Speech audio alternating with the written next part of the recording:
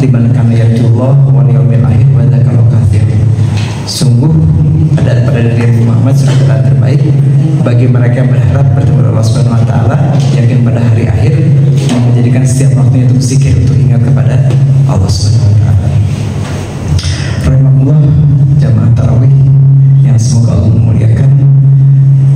Hari ini kita sudah melewati 8 hari di bulan Ramadan, ya, bulan yang ditunggu-tunggu oleh sahabat Rasul dan para sahabatnya, yang memiliki beberapa keutamaan yang ini menjadi harapan yang ditunggu-tunggu oleh Rasul dan para sahabatnya.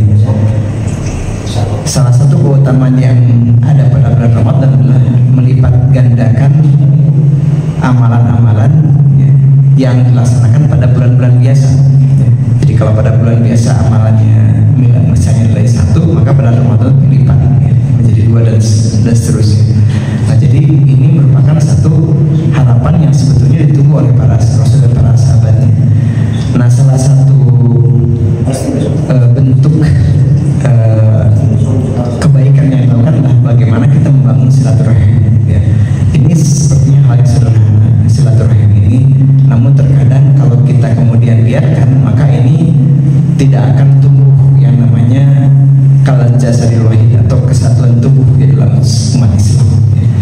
Nah, silaturahim ini, ya, kalau kita bangun pada bulan biasa itu memiliki nilai dari Allah Subhanahu wa taala. Nah, pada ketika bulan Ramadan, maka ketika kita membangun silaturahim, maka ini akan menambah amal-amal yang berlipat-lipat kepada kita semua.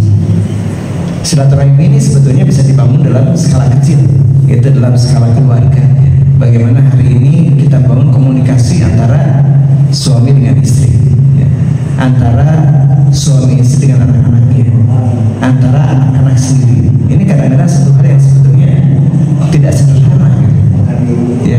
Kadang-kadang terjadi percekcokan karena tidak terjadi komunikasi yang baik antara suami dan istri, ya. Padahal tinggal satu rumah, ya.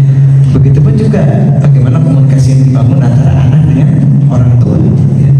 Rasanya kita cukup sebagai orang tua itu memberikan bekal dan cukup, padahal sebetulnya dibutuhkan bukan itu, bukan hanya itu, tapi bagaimana kita membangun komunikasi yang baik antara orang tua dengan anak-anaknya. Nah, inilah silaturahim dalam skala kecil.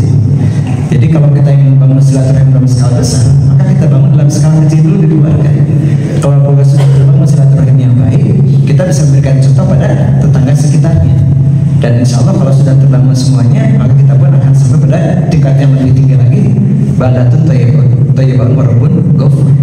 Nah, jadi membangun silaturahim ini adalah satu hal yang mutlak kita bangun oleh minimal pada diri kita, ibda binafsi, termasuk silaturahim diri kita dengan diri kita sendiri. Karena kita tidak menjaga amanah yang Allah berikan kepada kita. Kita tidak menjaga mata kita, menjaga telinga kita, menjaga ginjal kita, gitu, menjaga kemudian jantung kita, menjaga kaki tangan kita, ya. Seolah-olah itu ya sudah biasa aja lah. Padahal mereka mesti kita pelihara dengan silaturahim yang kita bangun, ya. Bagaimana kita makanan-makanan yang baik, ya, yang halal dan thayyib, ya. Kemudian juga bagaimana cara memakan dan sebagainya dan dicontohkan oleh Nabi Sallallahu Alaihi Wasallam kepada kita semua, ya. Kalau kita lihat dan kita pelajari, ada 8 keutamaan menjaga silaturahim, ya. Jadi kalau kita lihat, bisa bicarakan skala kecil sampai skala besar. Nah, secara garis besar itu ada 8 keutamaan dari silaturahim. Mungkin hari ini kita cukup bahas 4 aja, ya, dari 8 yang akan kita bahas. Yang pertama adalah merujuk pada hadis riwayat Bukhari dan Muslim. Engkau menyembah Allah Subhanahu wa taala dan tidak menyekutukan sesuatu dengannya, mendirikan sholat, menunaikan zakat, dan menyambung tali silaturahim, ya. Jadi keutamaan silaturahim dalam Islam adalah menjauhkan dari neraka. Nah, jadi ternyata silaturahim yang kita bangun itu adalah salah satu cara menjauhkan dari neraka, sesuai hadis yang disampaikan tadi dari hadis Bukhari dan Muslim, ya, bahwa kalau kita tidak menyekutukan Allah, tidak mensyarikatkan Allah, ya, kemudian juga kita menunaikan sholat, menunaikan zakat, dan menyambung tali silaturahim, maka itu akan menjauhkan kita dari neraka, ya. Nah, kemudian yang kedua adalah mendekatkan kita dengan Allah Subhanahu wa taala.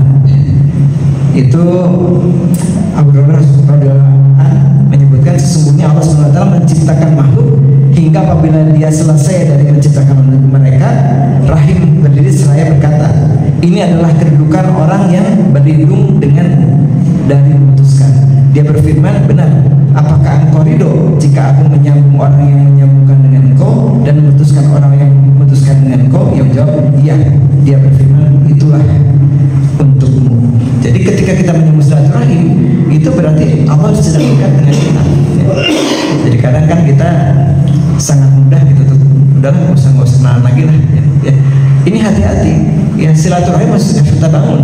Ya, ansi seperti Rasulullah saja kepada wasi yang jelas-jelas dia menyakiti hati Nabi ketika membunuh pamannya Nabi Hamzah, ya, tetap membangun silaturahim walaupun beliau menjaga untuk tidak sering bertemu. Karena apa? Karena takut terbawa ya, kondisi ya ketika pamannya dibunuh ya, itu sampai seperti itu. Nah kalau kita barangkali mungkin ketika ada hal yang kecil dan sebagainya, tetap membangun silaturahim masih kita bangun ya. Karena apa?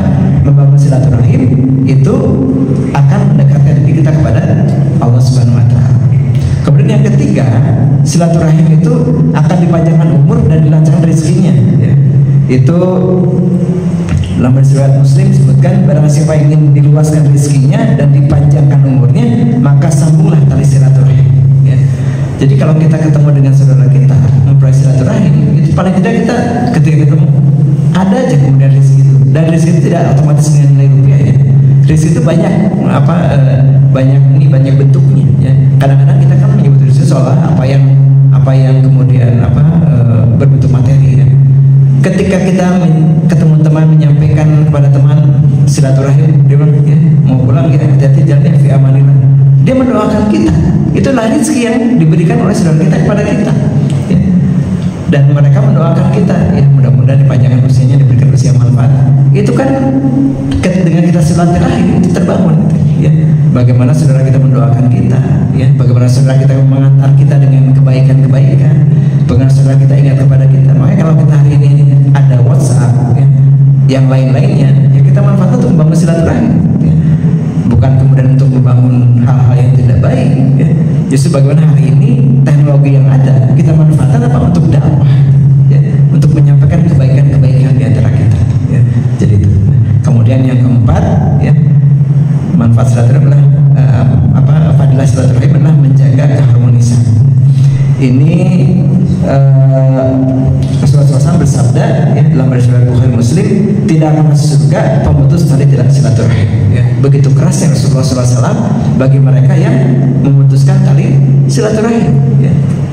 Jadi mulai dari yang skala kecil tadi ya, skala kecil ya, di keluarga, antara anak dengan orang tua, suami istri dan sebagainya ya. Karena tidak ada masalah yang tidak terselesaikan sebetulnya, tinggal bagaimana kita berkomunikasi dengan baik. Nah ini yang jadi penyakit kadang-kadang ya. Apakah menjadi jaminan nih yang namanya suami istri sudah sekian puluh tahun itu baik komunikasinya? Belum tentu. Kadang-kadang ada hal-hal yang sebetulnya komunikasinya nggak jalan gitu ya. Ini yang barangkali jadi PR kita. Nah, jadi silaturahim ini kalau kita bangun dengan baik, paling tidak kita akan mendapatkan maghfirah, ampunan, dan mendapatkan keutamaan daripada bangun silaturahim. Tadi saya sampaikan, dari mulai yang pertama adalah dijauhkan dari neraka, yang kedua adalah dekat dengan Allah Subhanahu wa Ta'ala ketika dipanjangkan umur dan dilancarkan rezekinya, dan yang keempat adalah menjauhkan